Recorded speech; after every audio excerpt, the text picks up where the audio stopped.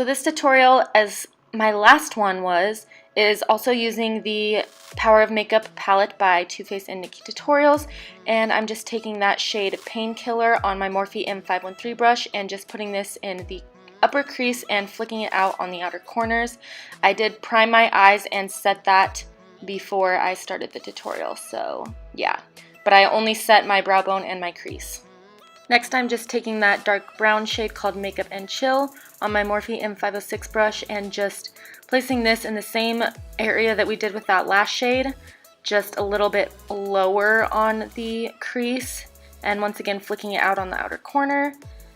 And then just going back in with the first shade in the first brush and just making sure everything is nice and blended out, and you don't want any patchiness or anything like that, so you just got to make sure that you keep blending.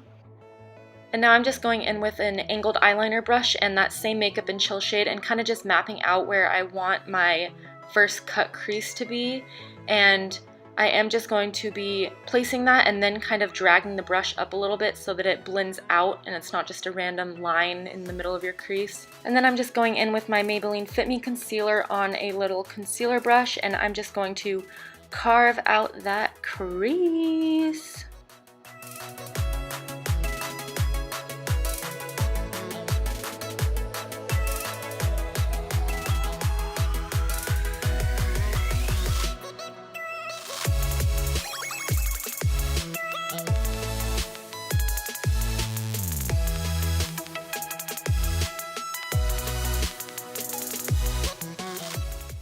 And then I'm just going to use my finger to kind of pat in that concealer and get rid of any creases before we set it with an eyeshadow. Next, I'm just taking the shade Mystic Hour on my Morphe G15 brush, I think it was. And I'm just placing this on the lid. And I'm being very, very careful about where I'm placing this color because we will have a double cut crease, so you don't want to go up too high because you're leaving a space in between that brown and then that Mystic Hour shade. And then I'm just using that to kind of flick it out on the outer corner just like you would with a winged eyeliner, and then pulling it back in and connecting it on the lid with the rest of the shade. And yeah, just trying to carve out that line up there. And I took my Urban Decay All Nighter setting spray and sprayed my brush and then dipped it back in that color just to kind of help make a sharper line on the lid to cut the crease or whatever, and then also just kind of help carve out that little wing on the outer corner. So yeah, that's just a little tip, it might help you out. Now I'm just taking the shade Irresistible on my Morphe E35 brush, and I'm just spraying that as well because the shade, I'm not very impressed with the formula. It has tons of fallout and you honestly can't really even see the color show up very well. So you do have to go over it quite a bit and just make sure that you got it really packed on there. So anyways, I'm just going in between in that little space and just placing that shade in there. And I really do recommend spraying it before, otherwise it probably won't stick and you'll get a bunch of fallout on your lid. So just be aware, I'm just not really a fan of the formula of that shade. Going back in with Mystic Hour now and just kind of getting rid of that fallout and kind of touching everything up because there was a lot of gold glitter that fell onto the lid. So that's what I'm doing here.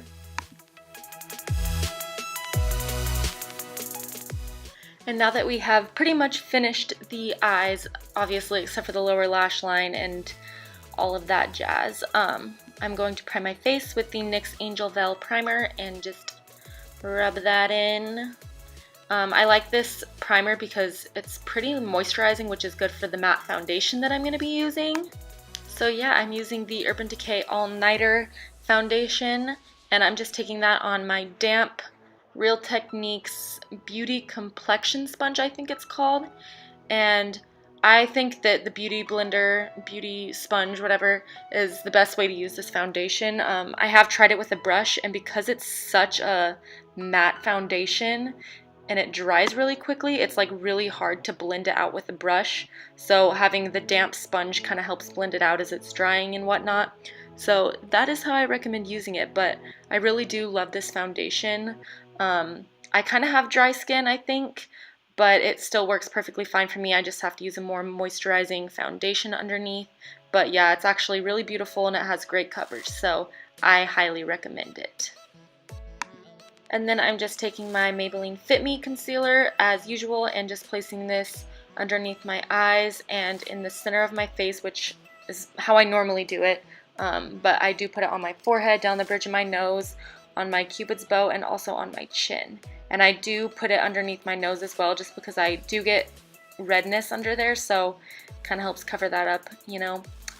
And yeah, then I'm just going to take that same sponge that I used for the foundation, and I'm just going to blend that out and kind of sharpen up that wing that I did out there, and just make sure that it's nice and sharp. And yeah, I'm just going to blend that out until it's nice and blended into the foundation. And then I'm just going to take my Rimmel Stay Matte powder because I desperately need a loose translucent powder to bake with. I'm just going to take my Morphe G2 brush and pack that underneath my eyes and in all those areas that we put the concealer. And then I am going to switch to my Morphe G7 brush and set the rest of my face with that. So yeah, not my favorite. I wish I had a loose setting powder, but I don't. I still need to get one, so yeah. And then I'm just going to take the Chocolate Soleil bronzer from the palette, and I'm taking that on my Real Techniques Duo Fiber contour brush and just contouring my cheeks with that. I'm pretty sure the same thing happened in my last video, but it came out really patchy for some reason. Once again, I don't know if it was because of the foundation or if it's the formula of the bronzer, which I don't think it would be because I'm pretty sure that that's a really good formula bronzer. So maybe the Stay Matte powder by Rimmel just kind of like messed everything up and just like made it really patchy or something, but I do end up going back over it with the powder and just making sure everything's blended out so that it doesn't look patchy anymore. That does help a lot, so that's another trick for you guys. If something like that ever happens, you just have to blend it out. Just taking the orangey corally blush shade from the palette called I Will Always Love You on my Morphe M530 brush, and I'm just popping that on my cheeks.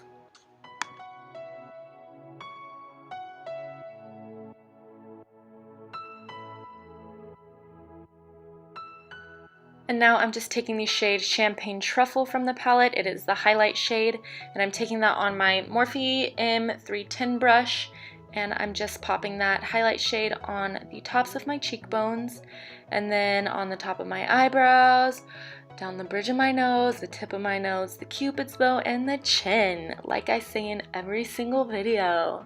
Are you surprised? Didn't think so.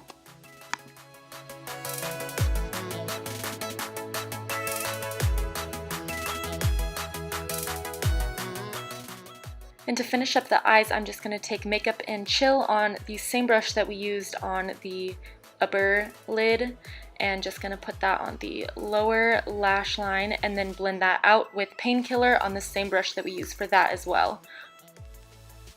And then I'm going to take Champagne Truffle and I'm going to pop that on my brow bone and my inner corner for a nice little highlight. And then of course we have to set our face, so taking the Urban Decay All Nighter Setting Spray, I'm just going to take that and spray that all over my face. I'm going to bathe in it and let all those powders sink into the skin so that they don't look powdery and it looks a little bit more natural. Even though it's not natural, it still looks a little bit more natural, which is good. Lastly, I'm just going to put on some mascara and then pop on these lashes. They are the Eylure Luxe Baroque lashes, I think is how you say it. And then I'm just going to take Candy K from Kylie Cosmetics, and I'm just going to line my lips with that, and then I'm going to fill in my lips with that. I'm pretty sure I cut that part out of the video just because it's pretty self-explanatory, but I do line my lips and then I fill in my entire lips with it, because on all of her liquid lipsticks she says that the best way to apply her liquid lipsticks is to fill in with the liner all the way before you place the liquid lipstick on top, and I'm pretty sure that kind of helps with it not getting so dry and completely drying out your lips and making them all crusty. So taking her advice and doing what she says. And then I'm just going to put the liquid lipstick on, obviously, and that is about it for the tutorial. I really hope you guys enjoyed this look. This was actually requested by one of my followers on Twitter. I had posted pictures of this look a while back on my Instagram, and I got some feedback, and she requested me to film a tutorial on it, so here it is. Like I said, I hope you guys enjoyed this tutorial. Please subscribe if you haven't already, and hit that like button down below, and follow me on all my social media. I do put that in the description box below, so I would love it if you followed me on Snapchat, Instagram, and Twitter. And yeah, I will see you guys in my next video. Thank you for watching. Bye!